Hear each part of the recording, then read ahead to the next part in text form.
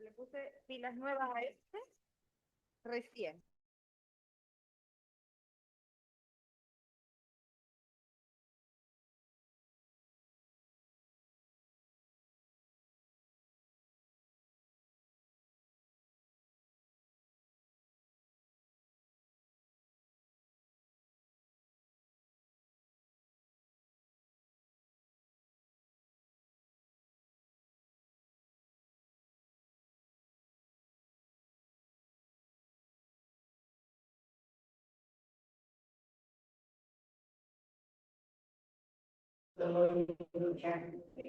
Aló, ¿me escucho?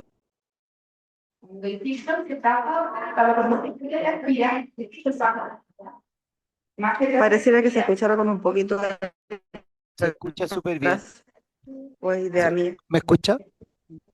¿No escucha? Ya, yo también lo escucho. El micrófono, sí, el micrófono que está probando es el inalámbrico. Sí, es inalámbrico. Lo otro, probemos lo otro. ¿Y los otros?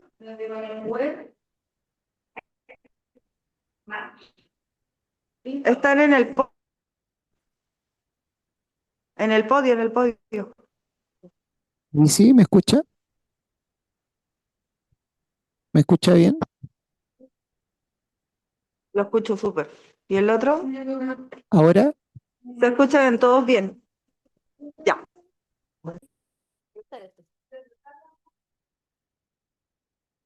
Te devuelvo este. Ahí voy a usar este de cantante. ¿Va a ocupar este? Se va a encontrar de cantarme este. Ah, entonces ocúpenlo si se quiere, o lo ponen encima, como lo que quiere usar el otro.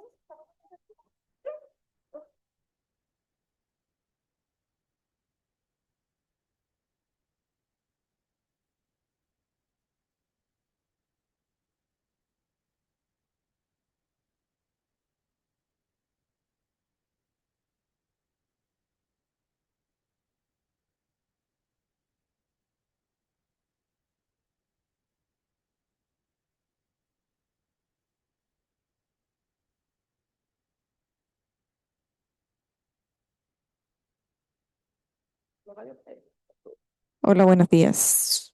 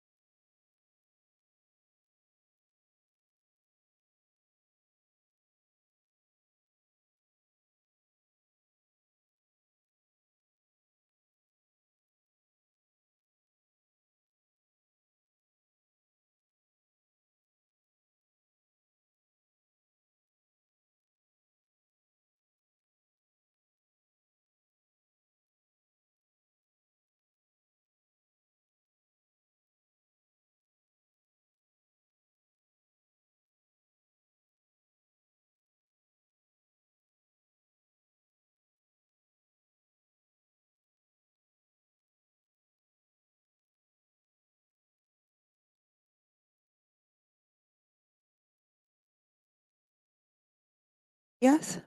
Hola, buenos días a las personas que están conectadas. Estamos cerca de partir. Por favor, unos minutitos.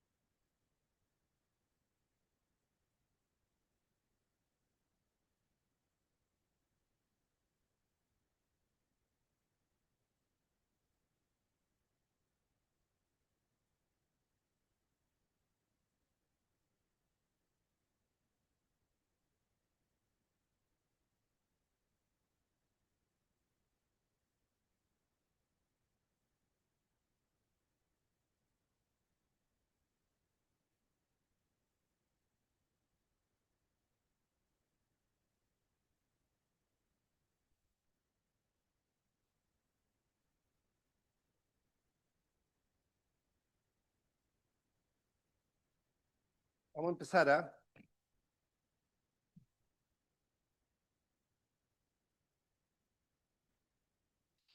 Bueno, buenos días a los que están presentes. Hay poquita gente hoy día, ¿no?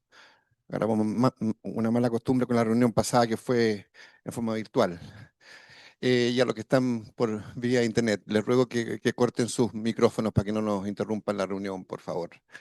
Hoy día la unidad de ginecología nos va a presentar un tema de insuficiencia ovárica prematura primaria, daño colateral.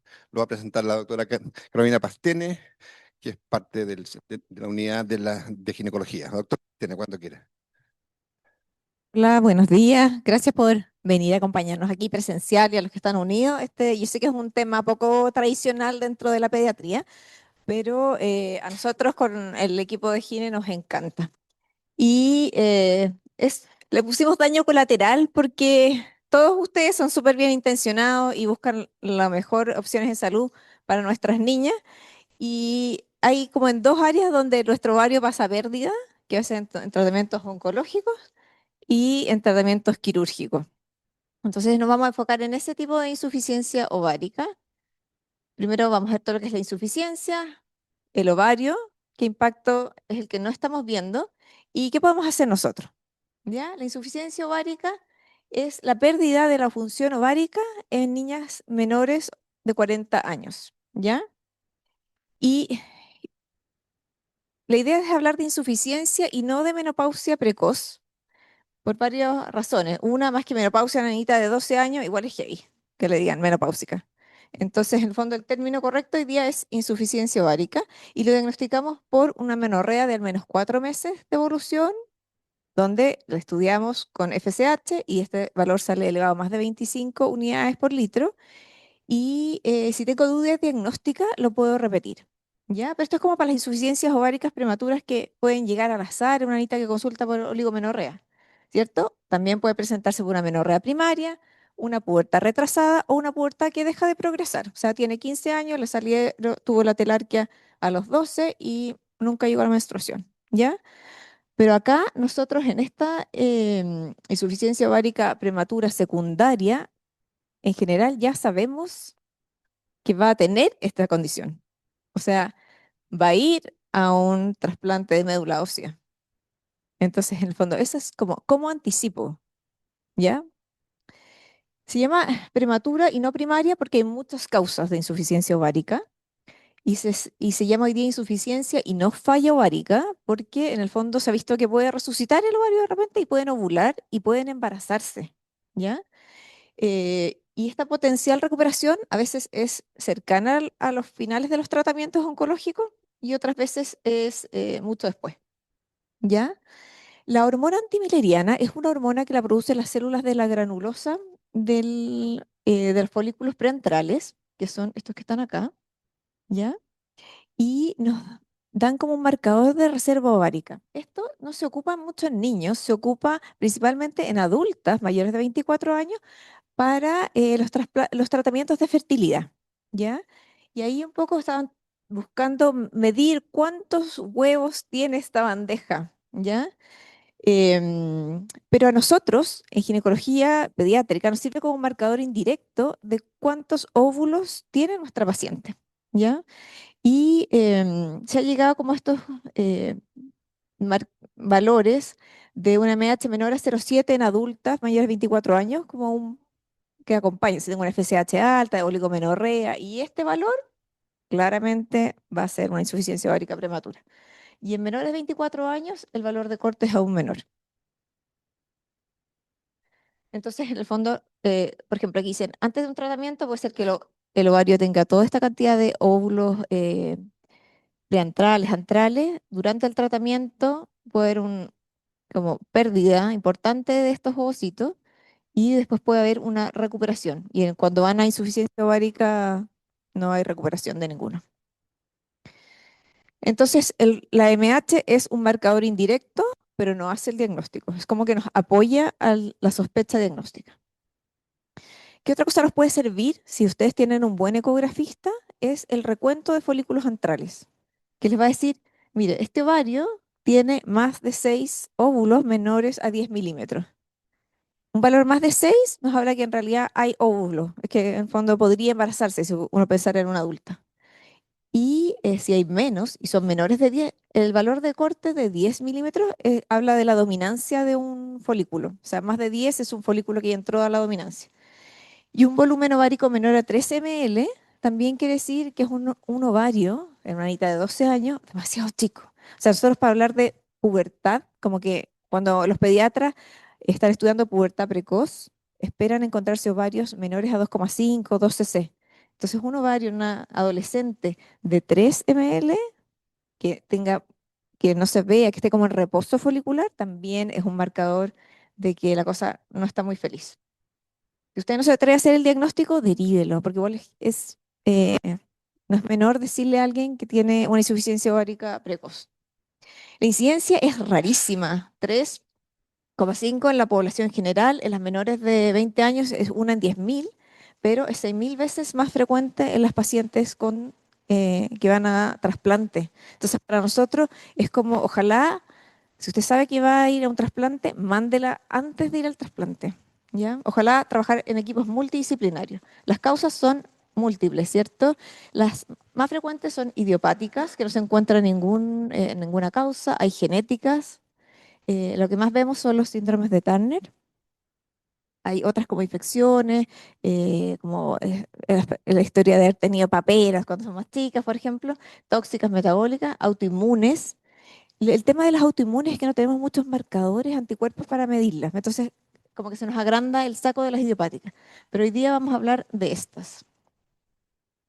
Entonces, de estas, cuando tengo una falla ovárica y hay una oforectomía bilateral, que nos ha pasado, en el fondo tuvo una torsión ovárica, le sacaron el ovario y después tiene un quiste hemorrágico y el cirujano que está de turno encuentra que se ve horroroso y le puede volar el otro ovario. Eso, gracias a Dios, cada vez pasa menos y las pacientes oncológicas.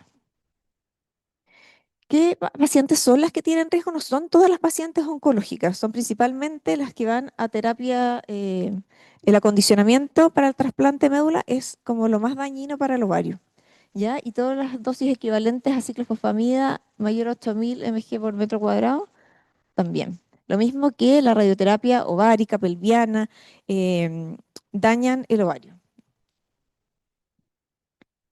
Entonces, esta insuficiencia hay que irla como controlando y anticipando, ¿ya? ¿Por qué? Porque hoy día nuestras pacientes viven. Entonces vamos a tener una Lola, a una mujer joven sin capacidad reproductiva. En la parte quirúrgica, las torsiones ováricas son el factor de riesgo para perder un ovario, el tamaño, el aspecto de la lesión, ¿cierto? La experiencia del especialista. Se ha visto en trabajos, sobre todo antes del 2000 y 2010, que si llegaba a un centro donde no habían ginecólogos pediátricos, lo más probable es que ese ovario se fuera, como ovarectomía. Y si hay especialistas, lo más probable es que el ovario se salve. Y hoy día la recomendación es, a pesar de que el ovario torcido se vea horrible, es destuérzalo y si necesita en un second look, lo vamos a mirar y lo sacamos. ¿Ya? La edad de la paciente, por ejemplo, este es en Estados Unidos, ellos tienen una prevalencia de oforectomía por torsión del 70% de la población general y en hospitales pediátricos va entre 5 a 48%. Y este estudio es desde el 2016 al 2018 en 263 torsiones, 32% recibió cirugía conservadora, pero igual un 67% oforectomía. ¿Ya? Y la mayoría de las pacientes que caen en esta categoría son las de 15 a 19, las más chiquititas y las de 10 a 14, un poquito menos. ¿Ya? Tener una insuficiencia ovárica prematura altera la calidad de vida futura de sus pacientes. Entonces la salvamos de una cosa, pero esta linda niñita la estamos transformando sin querer en esto, pero a esta edad, pero simplemente no la estamos viendo. El ovario. Todas nacemos con un excelente stock de óvulos.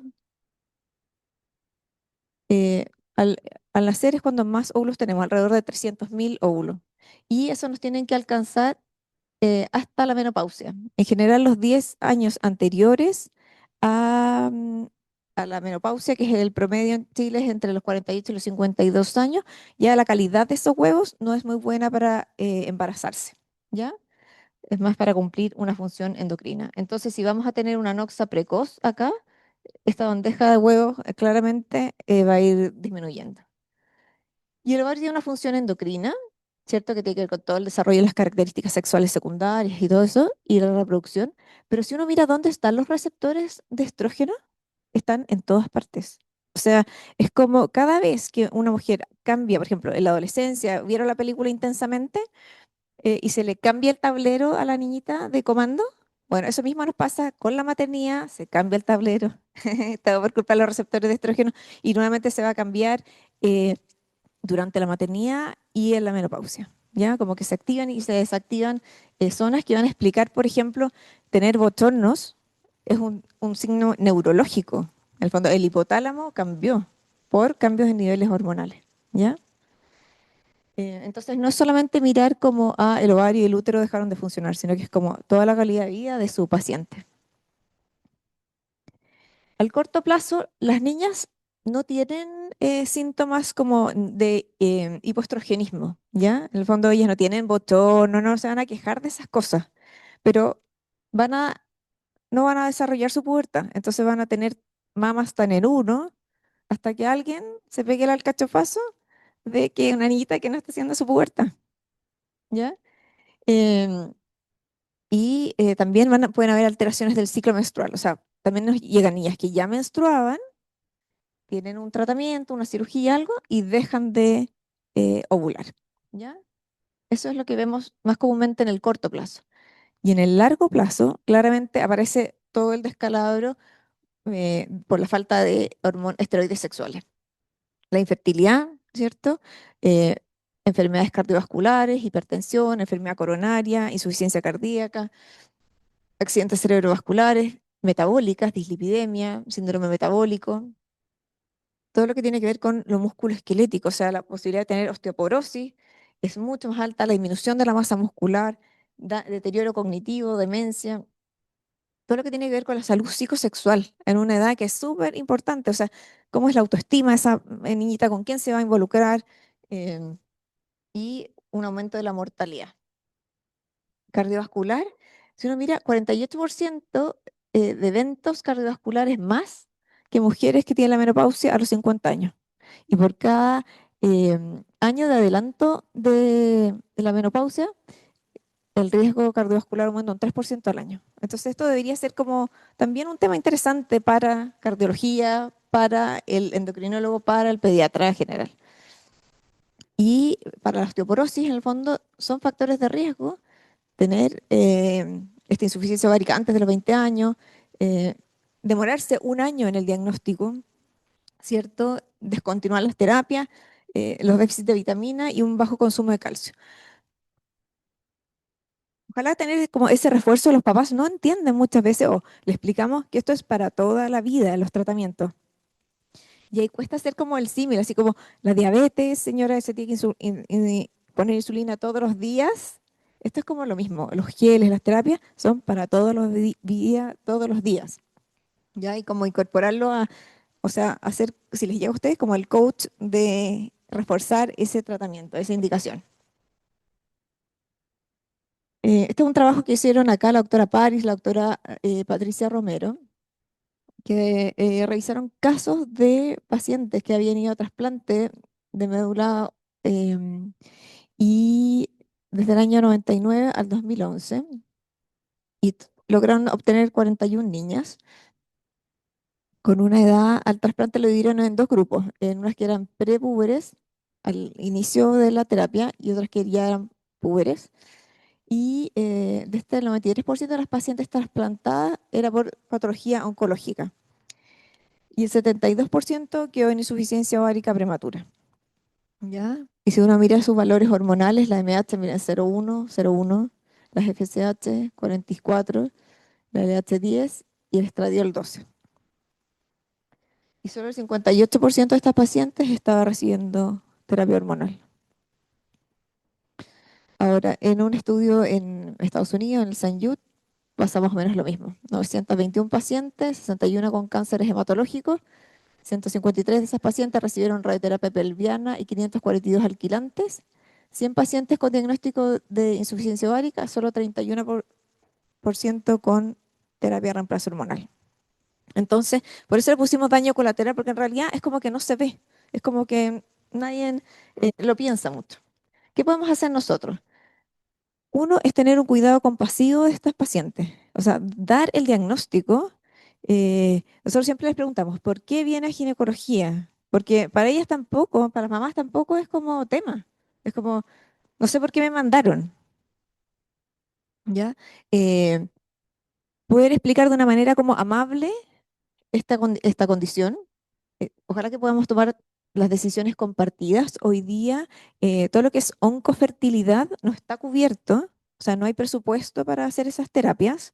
Entonces, ahí un poco explicarle a los papás si es que les da la billetera o si hay alguna fundación o algo que les pueda como guardar óvulos a las que ya tienen, a las púberes que ya ovulan. Solamente uno vitrifica óvulos, en cambio que a las niñitas que aún no les ha llegado la menarquia, hay que reservar corteza ovárica, ¿ya? Y también se recomienda, ojalá, juntarlas en grupos de apoyo, o sea, que tengan una red de chicas que están viviendo lo mismo que ella.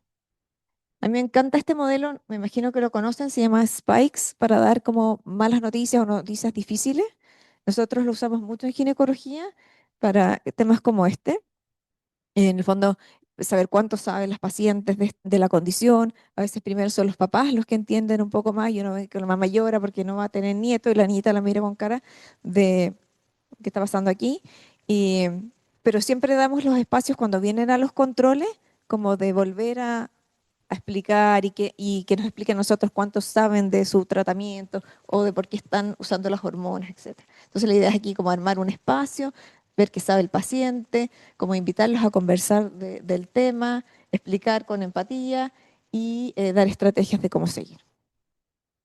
Estas es como las guías clínicas, aquí se juntan las sociedades de menopausia, de fertilidad de Estados Unidos, la recomendación es que sea un manejo multidisciplinario con la persona que vea temas hormonales, ya sea el ginecólogo, pediátrico, de adolescentes, el de fertilidad, el endocrinólogo, si es que se cuenta más con ese especialista de psicología, medicina reproductiva, pediatra o el internista o el cardiólogo, según sea la condición de la paciente.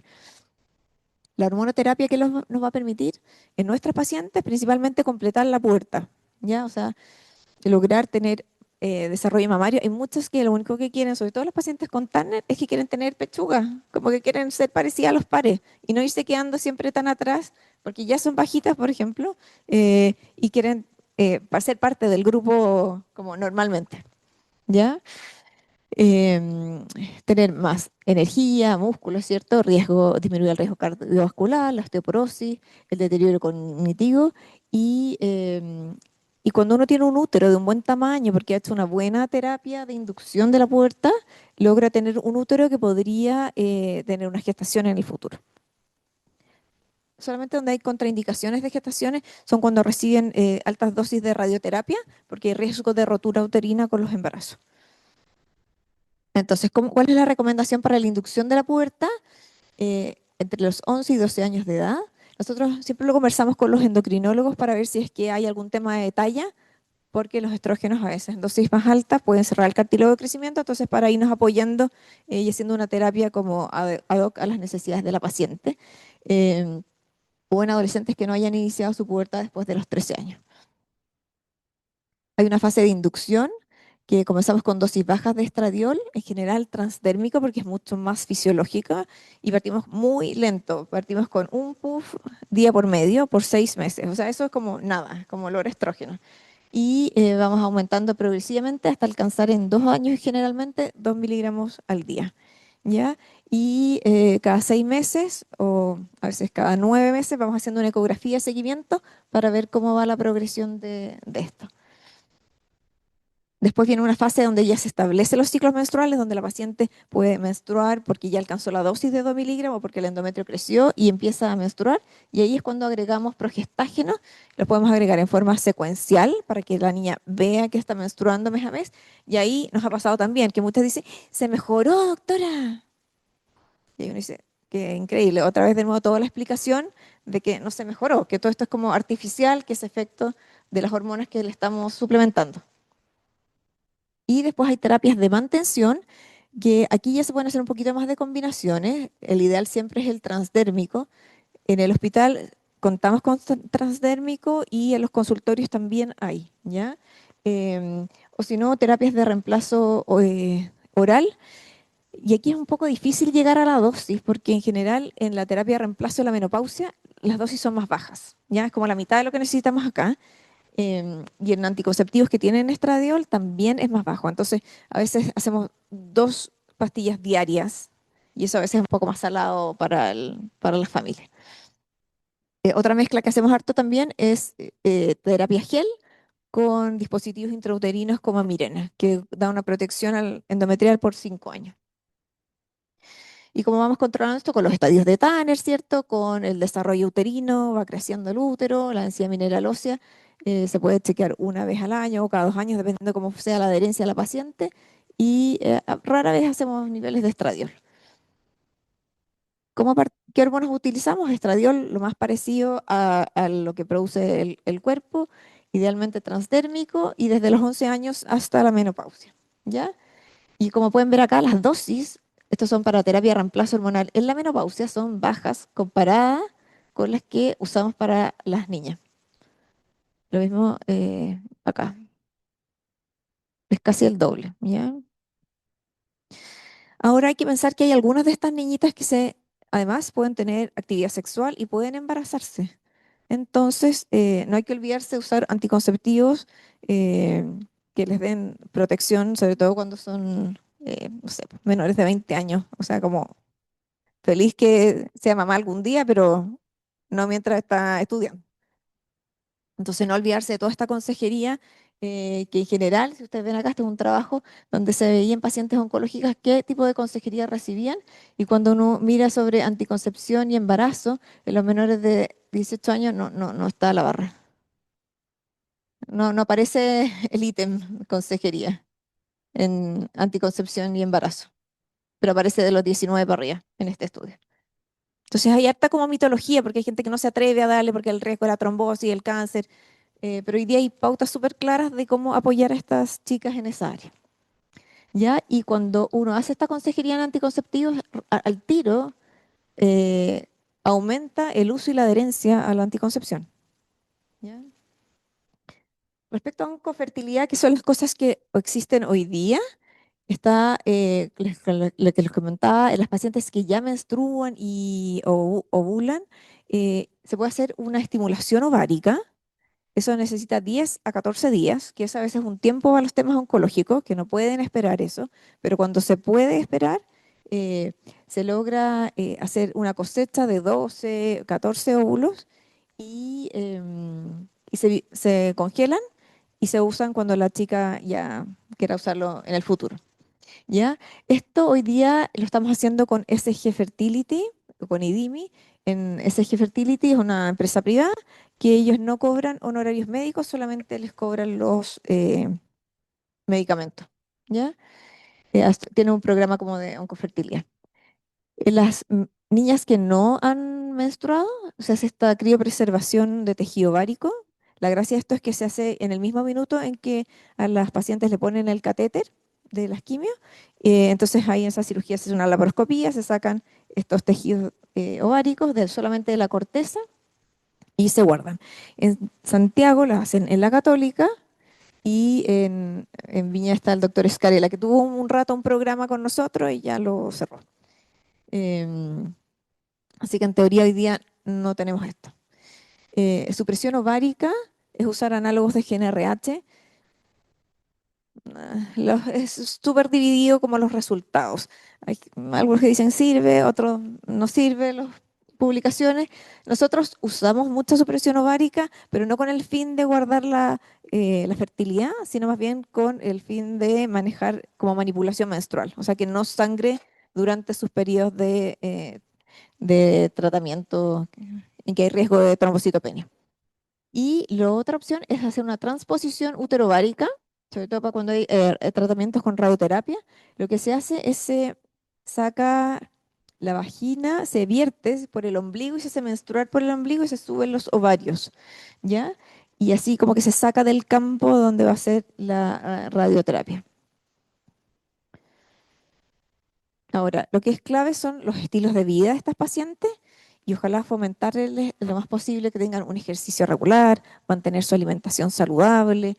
Hoy día incluso se sabe que la edad de la menarquia está determinada por lo que come una paciente. O sea, si comen más chatarra, si tienen un IMC mayor, van a tener menstruación, todo eso afecta al ovario. Entonces, lo poco de ovario que nos quede, ojalá cuidarlo también desde medidas externas. Tener una ingesta adecuada de calcio, vitamina D, reducir, por supuesto, la ingesta de alcohol y ojalá no fumar. Entonces, como conclusiones, aquí la invitación es a tener un manejo multidisciplinario. O sea, si usted tiene una paciente que ya tiene una insuficiencia ovárica prematura, derívela a gine o al endocrinólogo. Si usted tiene una paciente con un tema oncológico, ojalá derivémoslo y trabajemos antes y anticipemos y contémosle a esta mamá cuáles son las alternativas personalizadas para el caso de su hija. Realizar una consejería sobre el futuro de esta insuficiencia ovárica prematura. En Estados Unidos tiene como grupo que se llama DAISY, eh, que son puras chicas con insuficiencia ovárica prematura y un montón de recursos para que ellas puedan leer, hacen como hasta congresos, como para pacientes. ¿Ya? Inducir la pubertad es importante para las niñitas, sentirse como parte de la autoestima, la calidad de vida, en general baja bastante, entonces como no dejarlas afuera.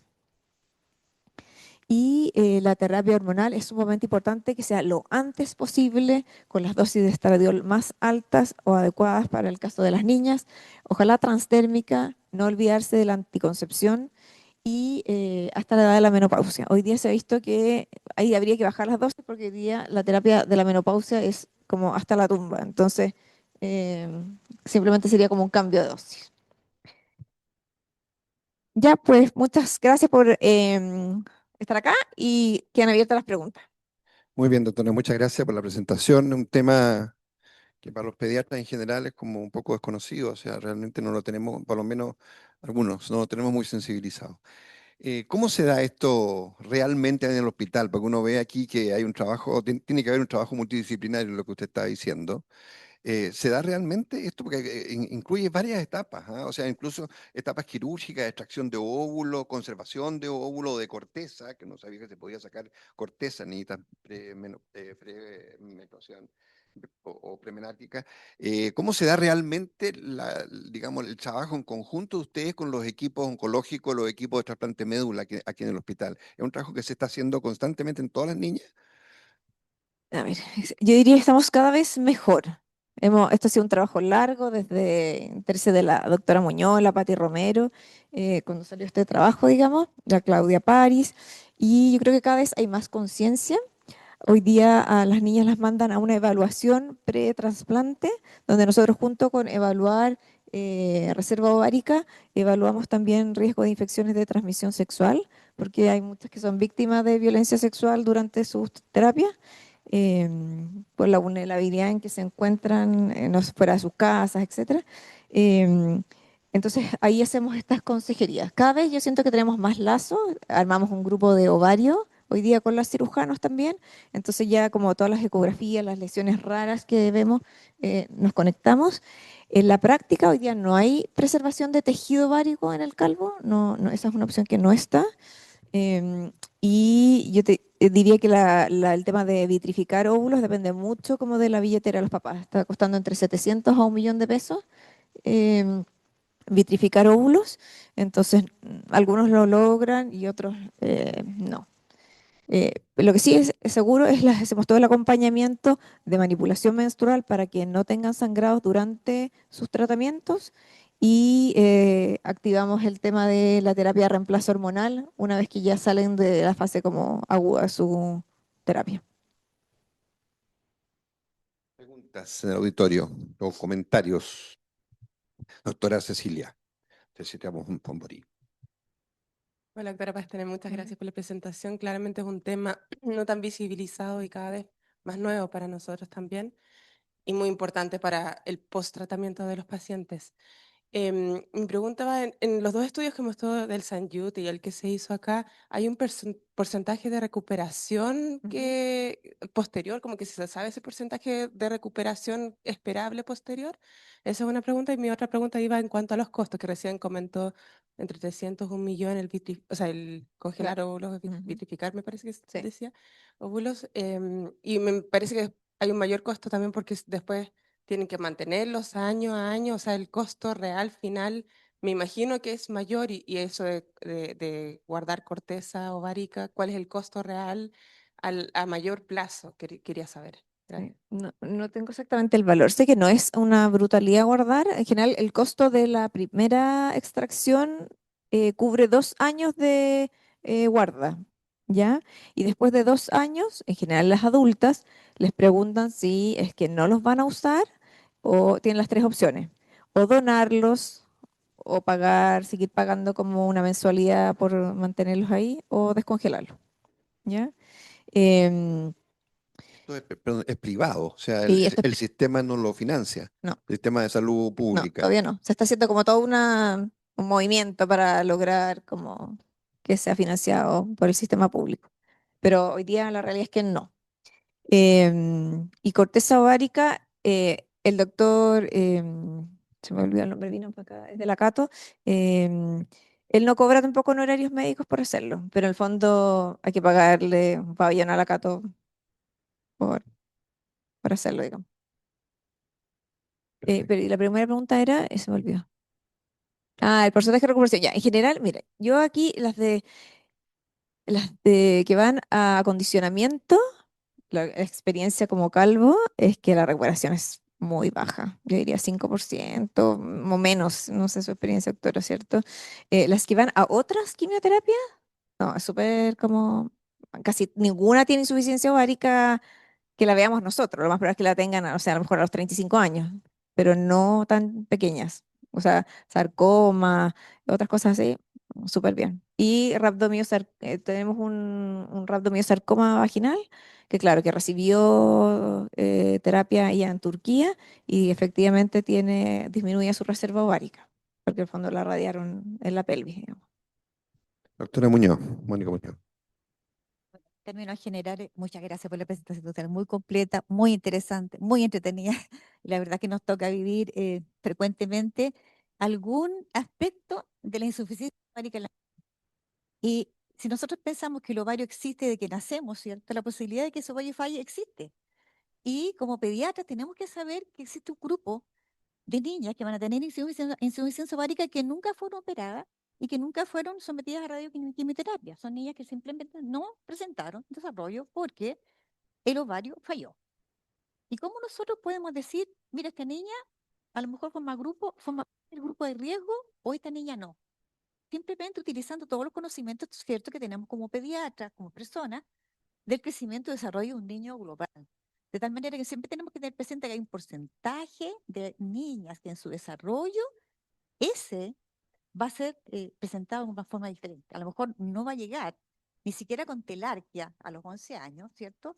Y si en la historia prenatal, que si en el seguimiento no tenemos antecedentes de nada, por ejemplo, una puerta retrasada desde el punto de vista constitucional, tendríamos que poner atención si esa niña tiene 10 u 11 años, ¿por qué no llega al desarrollo? No esperemos hasta los 12 años, 8 meses, 13 años, ¿cierto? Para fijarnos que por qué esta niña no tiene un desarrollo. Es una niña que tiene 10 años, que tiene 9 años, que tiene antecedentes, a lo mejor de desarrollo completo, normal, no hay antecedentes patológicos, y en donde podemos hacer una determinación hormonal que nos va a ayudar a tomar un rol importante para el tratamiento posterior si es que tenemos el problema, ¿cierto? Y esto es tan importante porque lo que dice la doctora es lo que le mostró. Es decir, estas niñas tienen deterioro cognitivo, tienen deterioro a nivel del neurodesarrollo, todo el aspecto psicosocial, psicosexual, y por sobre todo, si se comparan con los pares, no van a tener desarrollo, ¿cierto? Van a tener problemas, ¿cierto? Y ellas quieren tener, ¿cierto? Comparándose con los pares, una igualdad en ese sentido. Y pensando, ¿cierto?, del rol que nos compete como pediatra en términos de empoderarla, de la importancia que tiene entender primero nosotros otorgando las herramientas y posteriormente empoderarla en términos de la responsabilidad que tiene las familias mismas.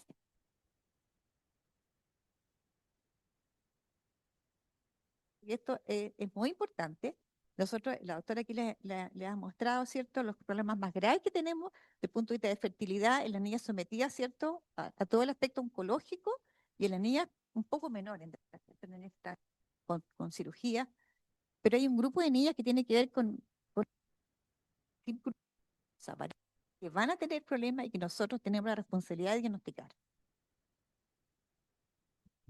En esa misma línea me llamó la atención lo que usted dice respecto a la falta de como de concientización que pueden tener, porque uno entendería que un adolescente o preadolescente con diabetes, por ejemplo, con una enfermedad misteriosa que uno no sabe muy bien qué es lo que le va a provocar, bueno, deja el tratamiento. Pero en esto que es tan sensible, que es la fertilidad, que es socialmente muy sensible, que el físico de una mujer también es algo muy sensible, constante, diario, no tengan conciencia de eso y pierdan el tratamiento o no se concienticen, no se metan bien tanto el paciente como los papás, ¿no? Me cuesta entenderlo que no sea algo primario en estos pacientes.